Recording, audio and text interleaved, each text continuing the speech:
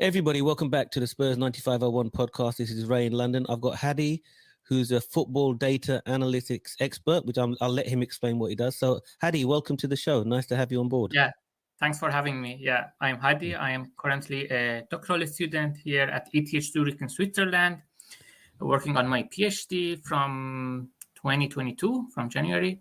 So it's almost 1 year and a half so far. And before that, I was a football data scientist consultant, freelancer for the Dutch Football Association, working with their performance and technology department. And also before that, I did my 1 year thesis for them with the same people, let's say. And that's usually how it works. Usually in football, you know some people and you know them through some other people, and then it's a closed network. But then when you are there, then maybe you can keep working and continue growing your career. Excellent. Well, it's really great to have you on board. We wanted to do a special session where our viewers could understand a bit about football analytics, data science, how data science is applied to football, etc. So just for our viewers, can you let them know in very high level what data science is and how it's applied to football? Yeah, true. So I think the first attempts goes back to, I think, 1960s, when in the UK, Charles Reeve, the person who was basically attending football matches, he had a pen and paper, just trying to take notes, for example, from where on the pitch a player passes the ball and how the sequence of passes go, and to come up with some statistics on or conclusions on whether there is any relationship between having short number of passes in a sequence and the success rate of them, like scoring a goal or not. But I think that with more access to the data in the maybe last 2 decades, we have more access to the video footage, we have more statistics, or we have more granular data, like what we see on, which is called event data. Basically, all the actions that players take on the ball are recorded by companies, data providers.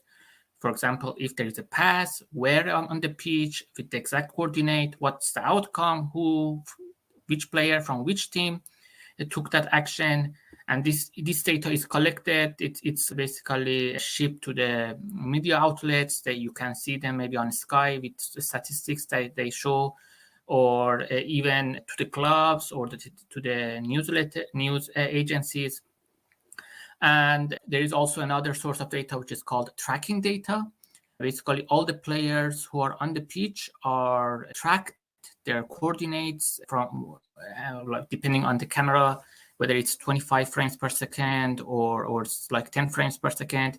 You have basically all the players and the ball over the course of the match. And there is also another source of data that's partial tracking data, basically relying on the TV footage. You don't have all the players on the TV footage, but only the ones that are visible, and you have their coordinates and tracking them over the course of the match. So when you have access to all these different data sources, the basic idea I think it really also depends on whether you are working for a club or a team, or you are in a media, you have different goals. And let's assume we are working in a club and in a team. The goal is to win the next match. And that's excellent introduction. Let me just ask a quick question. So you said the data that we get about the players, the short passes, the long passes, that comes from the TV footage.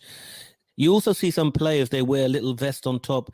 Is that the tracking devices you mean? So they can track how fast they move? Yeah, GPS devices. So you have access to the tracking of your own team. So not the whole, you don't have the full picture of the opponent. Sure. And the GPS devices, depending on the technology, they also sometimes capture information like the heartbeat and some other information like acceleration. Maybe it's more accurate, but then you don't have the full picture. And also you don't share those data because also it has some elements of health related data with the opponent. So that's the limitation that comes with. So the main data is coming from the football TV camera. So most of the Premier League and the top matches are televised now. So you have all the data. So do we have people like data aggregators that take this data and then provide it to the football teams? Yeah, so there are companies, like I just named some of them, like Opta, that I think it's the famous one. StatBomb one as well, StatBomb. StatsBomb, StatsPerform, Wisecout. So all these data companies, there are people who work there maybe as their second job, or in some other countries that their main responsibility is to watch the football match, tag and collect all those information. It's not 100% manually, but it's still a manual process. They use some computer-assisted tools to help them to facilitate and make their life easier. Yep. But it's more about collecting all the information that happens on the ball. Yep. And some companies also provide more context, like whether the action was under pressure or not. Sure. But that's, I think, the main data source that is available across the leagues. Tracking data is more limited because you need to, if you want to have the full tracking data, you need to go to the stadium, install cameras around the stadium, and then it's not for everyone to get access and be able to do that. Yeah. So basically about ingesting the data, we have the video cameras, we have the tracking devices. That's how we get the data. In terms of a bit of context, is this only the top Premier League European clubs that do it, or is it just normal for all the Championship and all the clubs to do this now? Which type of clubs are doing this data analysis? So I think a lot of clubs have access to third-party solutions. So they don't get maybe the raw data, maybe they don't have the resources inside the club for people who be able to work with the data. But the same companies that I mentioned, they also provide like dashboards, like a software solution that you just get a subscription per account. And then people, video analysts or performance analysts in the clubs can just log into the dashboard and see some maybe built-in reports, some plots that are just fixed. And so it's a general for the clients that the company is providing the solution. But if some clubs want to have some customized solutions, depending on their own philosophy or how they maybe define some metrics themselves, and they think that it should be like that, and maybe they don't want to share it with other clubs, so they don't want it to be ending up in a general solution. So then they need to get access to the raw data from the company that is providing it, and then have a data department inside the club with some people to just build in their own in-house customized solution. Okay. And there are some clubs in the UK, I know, City Football Group, I think, is one of the famous ones. Liverpool, recently Manchester United announced that they have hirings for data scientists, football data scientists.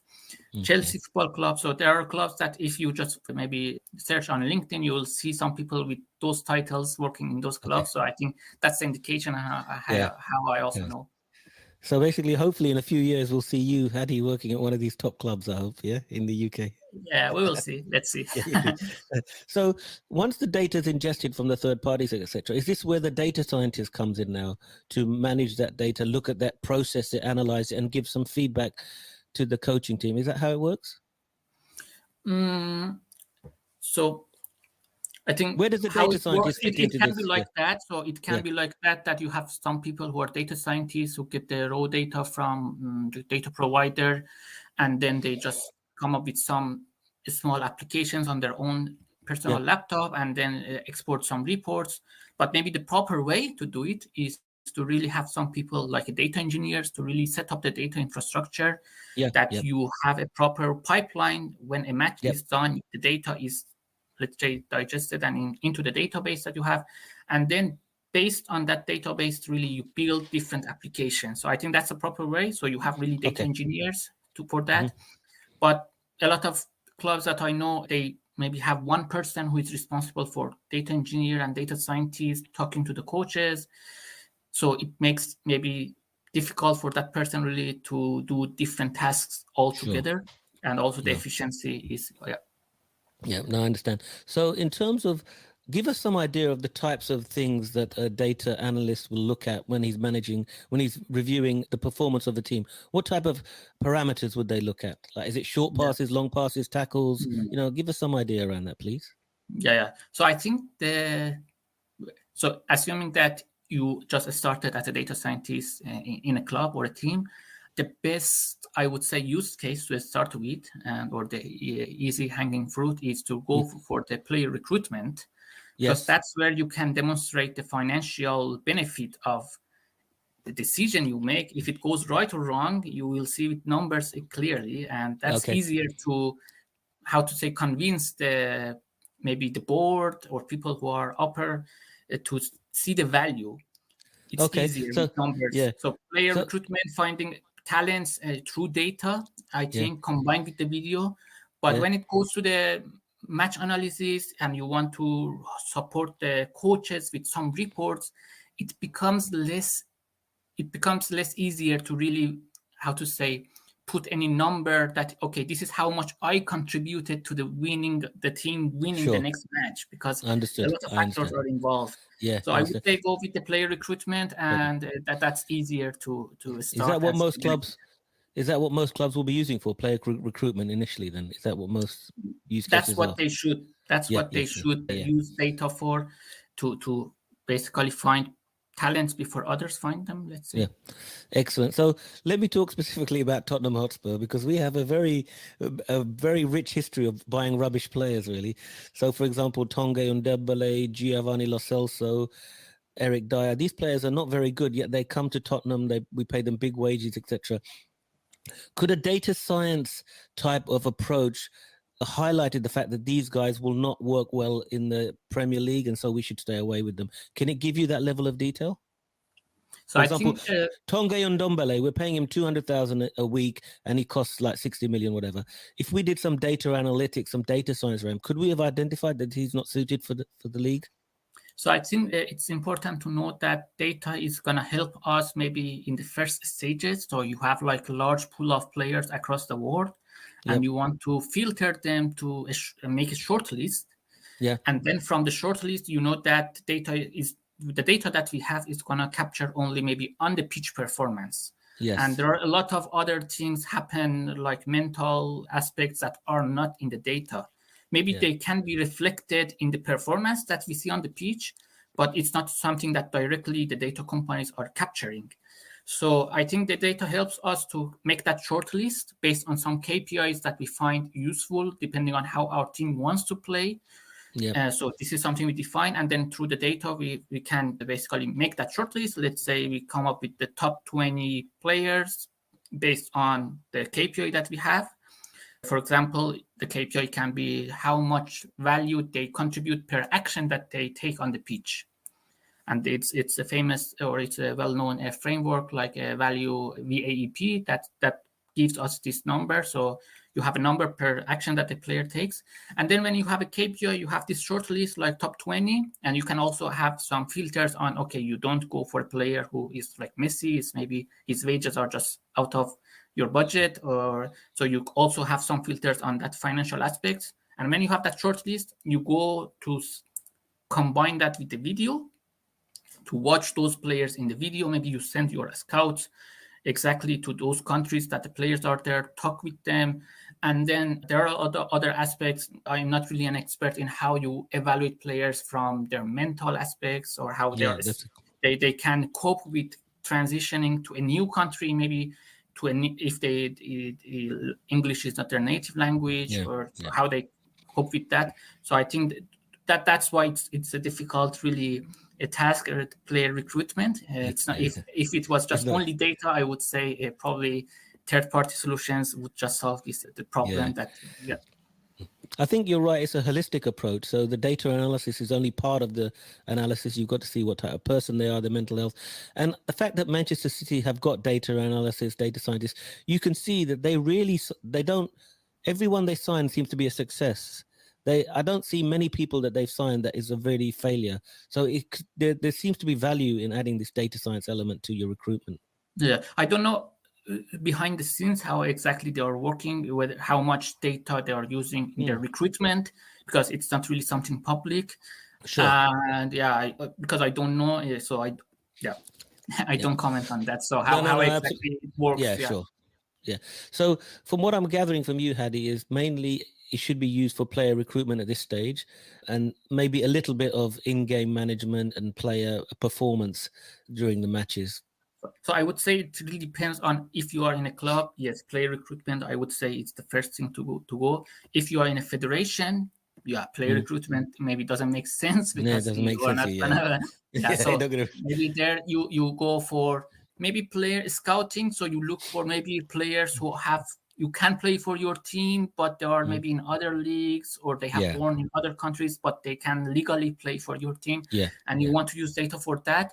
But maybe it becomes less obvious, and more it goes to how you can help the performance analyst and video analyst because I also want to highlight that there are people who who their title is video analyst, and what they do in a team, let's say in general, is that they get during the match, they are in the stadium and they are collecting data manually based on the KPIs that is important for the coach. For example, the coach says, tag all the, let's say, moments that we had a high press on the opponent, and also whether it was successful or not. And then, for example, let's say success is within 5 seconds, we won the ball back. And then you have, or you can easily jump into all those moments in the video because you have basically annotated them. And this is like one job the video analysts do. And data here can help maybe to automate this part, because when you have the tracking data, you have event data, maybe you can save the time of the video analyst and say, okay, I will build the pipeline, I will get the raw data with exact definitions. We can just find and detect all those moments. And then you don't need to, for each new match, you will go to the stadium and collect the same data. Maybe what we also provide with the automated is going to be maybe better because the definition is clear, it's less maybe subjective and prone to error, human error while coding that. So helps the video analyst to save time and maybe also be able to build some KPIs on those statistics or data that they were tagging manually. Sure. Some of our viewers may not be familiar with the term data science. Could you just give a very high level an overview? I know it's difficult, but can you just give a view of what data science is all about? Is it easy or not? If it's not possible, no, it's easy. So because I also did my master's in data science, but I would say is that if you have a data set, and it can be anything, it can be just in an Excel file, so it can be just as easy as you were working before. So data set is just a lot of data that you have about, different. It can be in a table, it can be a set of images, or it can be just a video. And if you're analyzing that using any method, it's data science, I would say. Maybe you were doing data science before the term data science was well known on the internet. And that's how I define it. Maybe that's my understanding so far. So so it's I don't say it's a new. There are some new methods that have been used in data science, and also because of the new technologies helped us to capture more data in the recent decades. That's why we have access to more data, and maybe the advancements we saw in like deep learning and machine learning and like ChatGPT, all them. So new methods, new data, and also we had more access to the computation power compared to maybe 2-3 decades ago. That's why it's like we came up with the term data science. But that's my simple definition of it. You have a data, you are analyzing it. Is science. Makes sense. Definitely makes sense. Now, just before we finish off, basically what we've spoken about is data analytics, data science regarding the player side of things. What about in terms of the fans what they feel about the club and what they're doing? Is there a potential that we could use data science to see how the fans are, fan engagement? So I know that some clubs wanted to look into their social media and try to segment the fans that they have to get a better view of, okay, for example, if I am a club in, let's say, Germany, where are my fan base across the world? And for example, I know a case that the club just did this project and they came up, okay, they have a huge fan base, I think, in Egypt. They were not aware of that. And they didn't expect that they should have fan base there. Why? Because they were not a really top level club in Germany. And they said, okay, it's interesting that we have a fan base there. So maybe we can come up with some content to keep that fan base, maybe with some products specific for them.